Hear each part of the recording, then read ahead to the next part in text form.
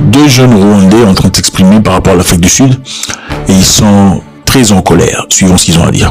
Les Sud-Africains, comme s'ils pensaient avoir plus d'étrangers africains que les autres pays. C'est complètement faux. Moi, j'ai réalisé que j'étais noir quand je suis passé en Afrique du Sud pour la première fois. J'avais toujours su que j'étais noir de peau, mais je n'avais jamais su que j'étais noir. C'est quand je suis arrivé en Afrique du Sud que j'ai réalisé, oh, en fait, je suis noir. Je suis noir. Pourquoi? À cause du traitement, à cause de l'attitude des gens, les services que l'on reçoit en tant que noirs, ils ne sont jamais à hauteur des services que reçoivent les Blancs par des serveurs noirs. Évidemment, il y a ce sens d'infériorité, d'un complexe naturel, imbriqué depuis l'enfance. Quand il y a un Blanc qui arrive, il faut s'accourir, il faut le traiter rapidement, même s'il est venu après les Noirs. En effet, je ne savais pas non plus que j'étais un étranger dans un pays africain. Quand on parle d'étrangers, les étrangers, quand on dit les étrangers, c'est un peu comme on dit les occidentaux. C'est comme ça que ça sonnait dans ma tête. Jamais d'un Africain. Quand on parle d'un Africain, on dit un frère, un Africain. On dit jamais un étranger. C'est en Afrique du Sud qu'on a ça. Rwandais, d'accord? Je suis Rwandais. Je suis né au Rwanda, j'ai grandi au Rwanda. Mais je ne considère aucun étranger d'une nation africaine comme un étranger dans mon pays. Tu sais combien d'entreprises africaines on a ici, au Rwanda? Et ils croient que l'Afrique du Sud est le paradis de l'Afrique. Tout le monde est le bienvenu.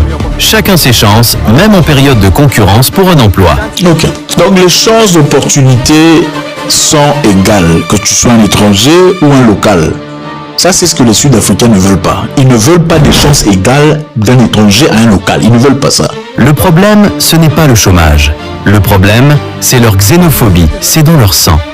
Suivant maintenant ces jeunes Sud-Africains en train de dire et de se plaindre en disant comment ça se fait que nous, les Noirs, sommes les seuls à sortir dans les rues pour lutter contre ce que nous demandons. Les Blancs ne réagissent pas, les Indiens ne font rien, les Métis ne font, c'est seulement les Noirs.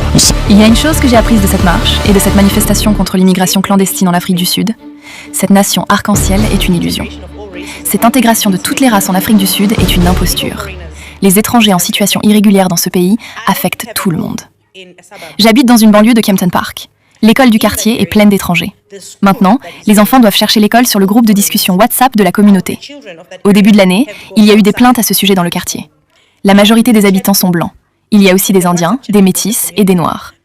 Même s'ils savent que ces problèmes les touchent aussi, ils ne réagissent pas. Pourquoi? Parce que le changement est impulsé par les Noirs. C'est acceptable pour ces spectateurs passifs de rester là et de rejeter la faute de tous les problèmes du pays sur les Noirs. Une Sud-Africaine noire qui clairement dit qu'elle est déçue de voir qu'il y a que les Noirs qui sont dans les rues pour chasser les étrangers. Et ça l'étonne. Mais ce n'est pas que c'est parce que c'est dirigé par des Noirs. La réalité, qu'elle ne comprend pas que son combat, elle, ce n'est pas le combat des Blancs. Les Blancs, en fait, se rejoignent.